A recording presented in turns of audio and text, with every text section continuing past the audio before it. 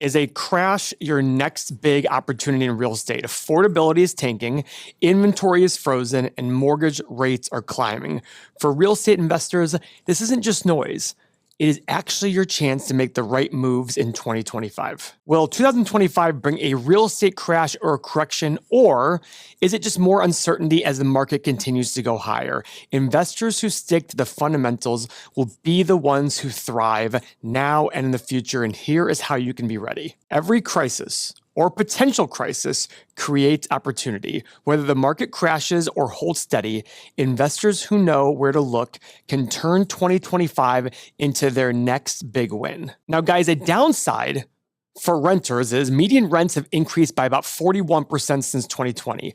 Homeownership costs now consume over 35% of household income, which is the highest level since 2007. Now, you're going to hear 2007 and think, right before the real estate crash, this is going to mimic. No.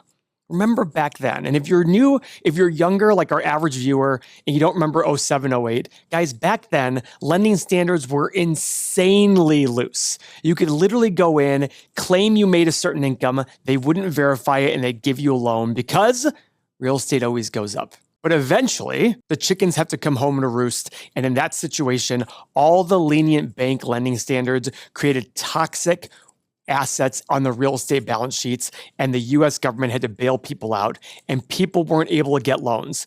And when money has dried up, when it's hard to get a loan, that's when real estate prices collapse. That's not the case today.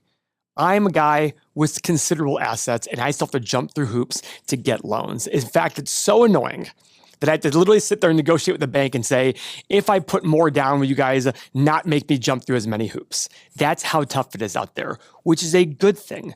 And also, with inflation, as inflation goes up, as the costs rise, what does that do? Well, on the home buying front, it makes it more expensive to buy a house and keeps prices going up. From the renting standpoint, as incomes go up, as costs go up for a landlord, what happens to rental prices? They keep going up. So even though we've seen a major increase in interest rates, that major increase in interest rates makes it harder to buy. With a lack of inventory, it makes it harder to buy. And what that means is people are more likely to rent. As more people want to rent, demand increases and prices increase along the way. But that could be a temporary thing. And it can create opportunities for those of you who want to enter the rental market, because it doesn't happen overnight. If you're a landlord and you have a tenant locked into a rate, you can't bump them up for another year, maybe longer, depending on how long your lease is.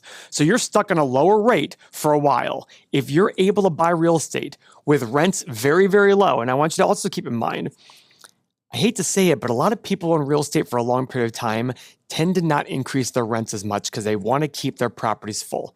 They like having that warm and fuzzy feeling every month their money comes in and that tenant doesn't leave.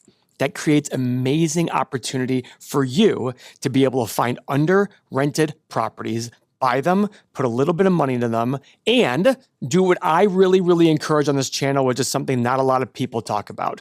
I want you to have the most expensive rents on your street. Now, what kind of opportunities should you look for? Well, everybody's going to sit there and say, go flock to the rental markets that are increasing in population, growing like crazy. No. Flock to the rental markets that nobody's paying attention to. You want job growth, so focus on job growth. You want income growth, go focus on income growth. That's what will drive long-term values. In 1980, Youngstown, Ohio had a population of 115,000. Today, well, actually in 2020, it was 59,000. That's a drop of half. Guys, in 1980, rent was $163 a month on average, and today it's $945. So when people tell you to flock to these things, let me show you the growth rate of this rent. You might be surprised. This growth rate is 4.5% per year. So for a population that's fallen in half, the growth rate of rents are still 4.5% per year. And you might sit there and say, well, yeah, but that's way lower than other places. Hang on a second. As comparison, guys, Dallas, Texas, in 1980, the MSA had 2.4 million people. Today it's 7.5 million. Their rent went from $243 to $1,460. Guys, you ready for what that growth rate is? 4.59% median rent growth. Do you see my point? But guess what? You're probably going to pay a massive premium to own in Dallas, Texas versus Youngstown, Ohio. So if you're going to get the same rental growth in Youngstown, Ohio versus Dallas, Texas, but you got to pay a premium for Dallas, which one's going to be the better return? That's what's going to make you a better investor. I sat in a panel a few years ago, and it was me and a bunch of real estate people who claim to be in real estate. And some of the audience said, and I was running the panel, where would you investors go right now? I knew what people were going to say. So I said, I'd like to go last. And literally every single person down the line said, go find population growth. And I said, guys, and I said flat out, guys, anybody who says look for population growth has no understanding of investing.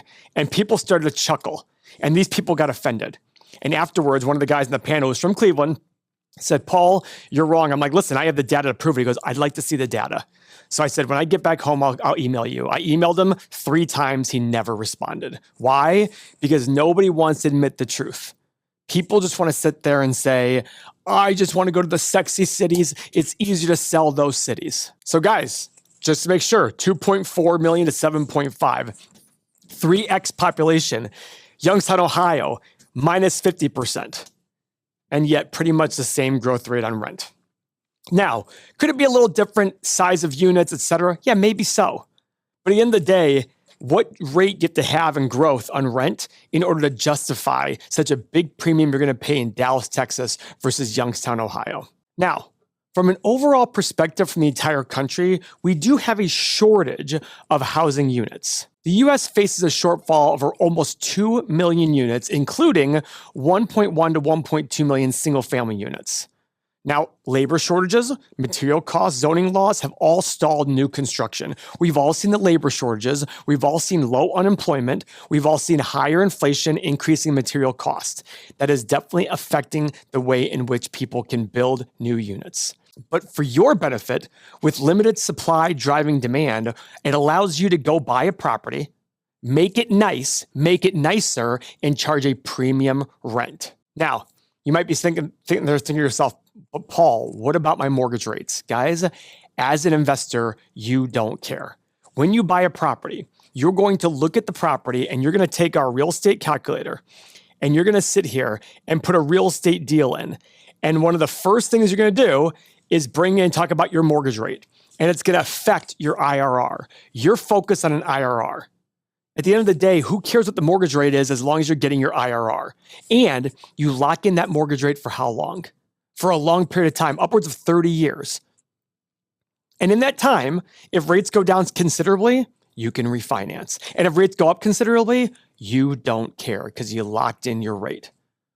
Right now, 84.2% of homeowners are locked into mortgages below 6%. I just had a friend of mine buy a house in Northeast Ohio the other day, and I literally texted her and said, what's your rate? She said 7.1. And you know what's funny? She said, I haven't sold my house yet. I go, what's your rate on that house? She said 3.2. I said, please rent out your house. She's like, I don't know if people in my area are renting. Yes, they are. And that's another thing I want everybody here to understand. Your best investment opportunity now could be your current home that you own at a low interest rate. The low inventory is going to keep your rental rate very high. My wife bought a house in 2019. She got the lowest rate possible of 2.625%. Her mortgage payment is about $1,970 a month, give or take. She currently gets $4,270 in rent for that same property. And guess what she put down? She put 3% down. So it's not like she put a massive down payment down. That's just how much rents have gone up. Now, of course, as mortgage rates stabilize, it could offer more opportunities. But remember, when you buy a property, you lock in your mortgage rate. You have factored that in to your analysis. It is going into your IRR and everything right now. It is going to be factored into your IRR. That's set. Don't worry about that ever again until you want to look at refinancing. Focus on areas in which you can do well. In my opinion, it's areas that all the big players are overlooking. Don't worry about a housing crash.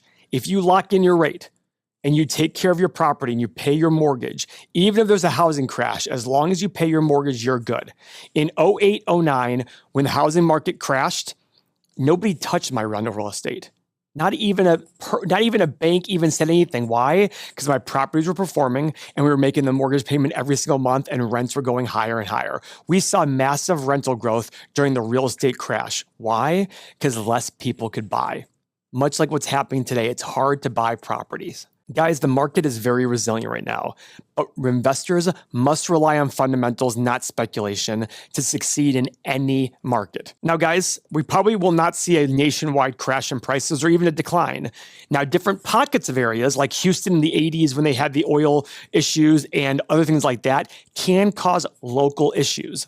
And for those local problems, I would look at areas like that have major price differences relative to income for declines in real estate prices. Just yesterday, a friend of mine, I won't mention what market in Florida, he said, Paul, look at all the declines in asking prices for properties. So in a market that is growing and in an overall market where people are still having a hard time to get inventory, these people are still drastically decreasing. We're seeing 10 or 12% reductions in the asking price for their houses. So stop worrying about that. Find good opportunities to invest in, make your properties better, and you will do very well over long periods of time. Thank you for your time.